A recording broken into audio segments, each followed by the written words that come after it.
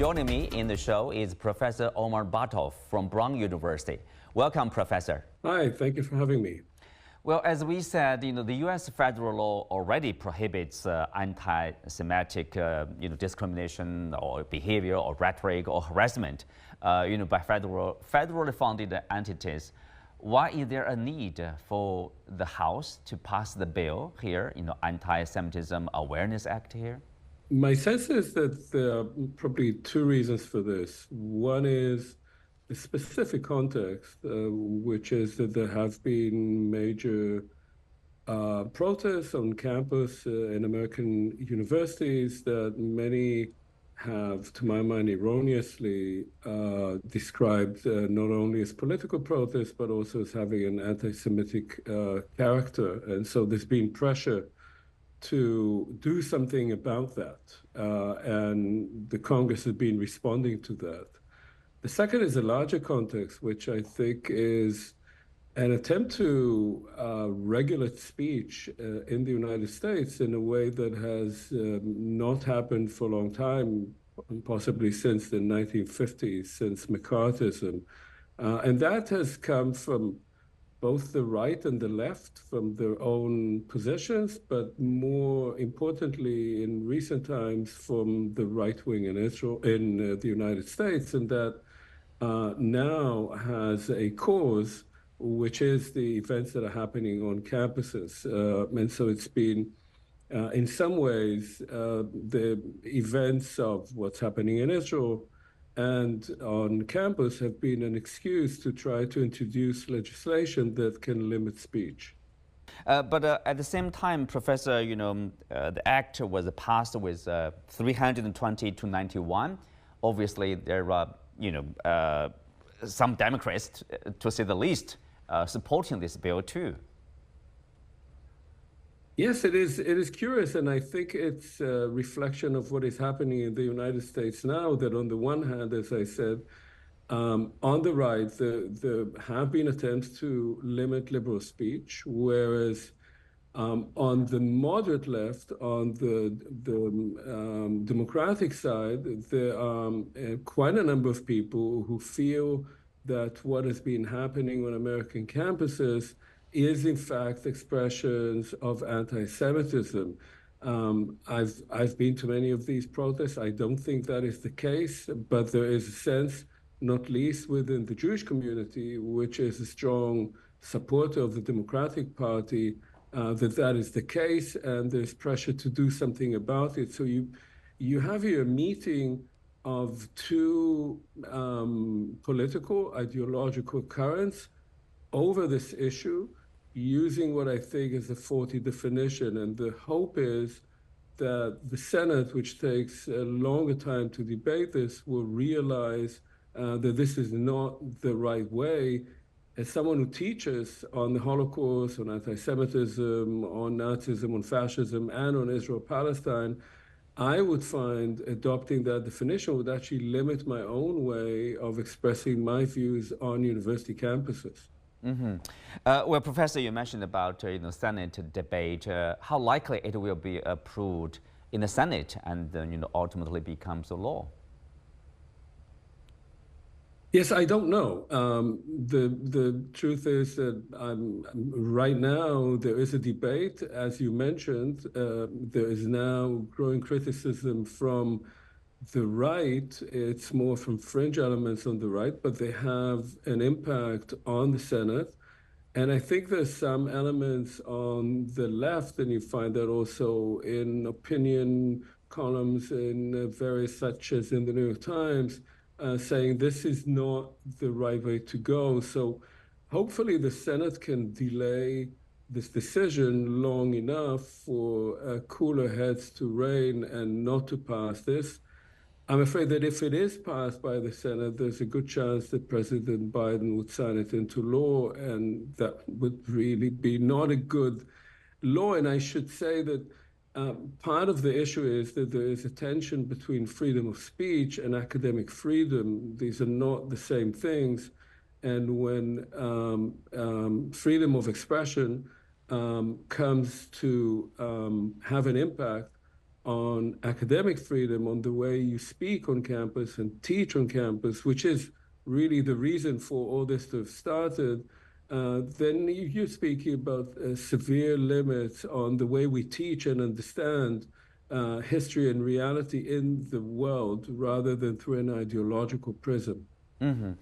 Well, Professor, when it comes to the students' protests over there, the U.S. takes pride in defending freedom of speech. And if you look at the students, however interpretation, to the slogans by the protesters, but usually they are peaceful, demonstrations. Students, they are, not fighting against each other. Very rare, let's say. Why the politicians in Washington so concerned with those protests? There are pressures on university administrations from two directions. One is from many, but not all, of their faculty, and many, although not all, of their students, which is to express dismay and horror at what they see going on in Gaza right now.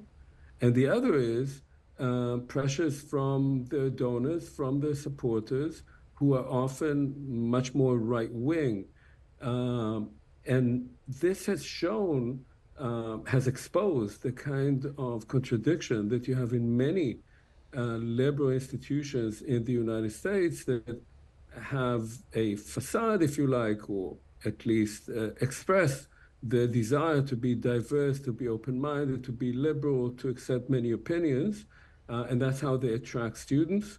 And they're also very expensive institutions. And on the other hand, their business model, the way they can maintain this is by receiving support from various donors who have very different political opinions.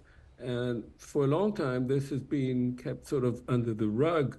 And because of the events that we're seeing now, unfolding on American campuses, and of course, in response to what's happening in the Middle East, we see suddenly this tension between the two poles.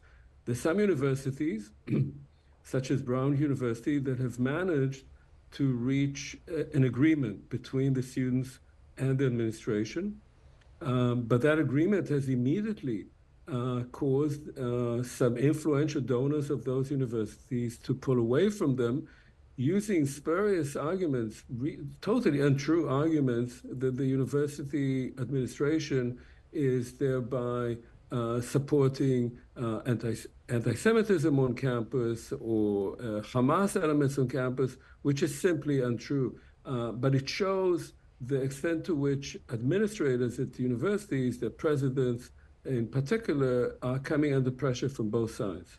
And also, students have their concern, saying that they are peaceful, and the rest is a restriction on their right to freedom of speech. Personally, what are your thoughts on this possible infringement of freedom of speech there?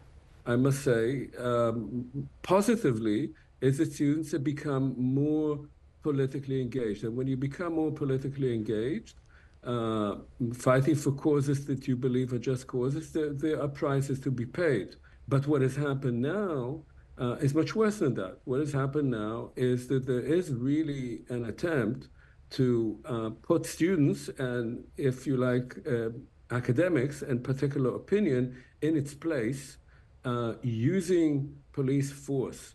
And that's completely illegitimate. I do not think it will work. I think what we saw in Colombia with the police response has only fueled more resistance to these kind of policies. I think if you go back to what happened in during the Vietnam protests, this kind of brute force will not work. And will only increase opposition, not only to policies, but also to clamping down on speech.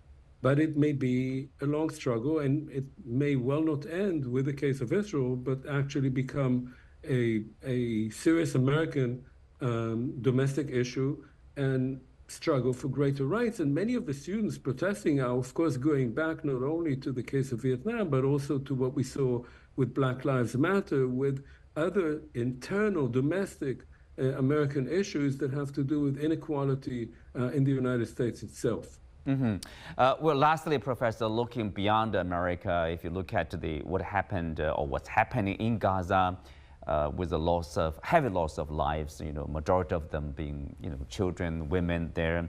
The U.S. on one hand, defends itself or presents itself as a defender of human rights. On the other hand, it has been accused of, probably ignoring or not paying enough attention to that humanitarian disaster in Gaza.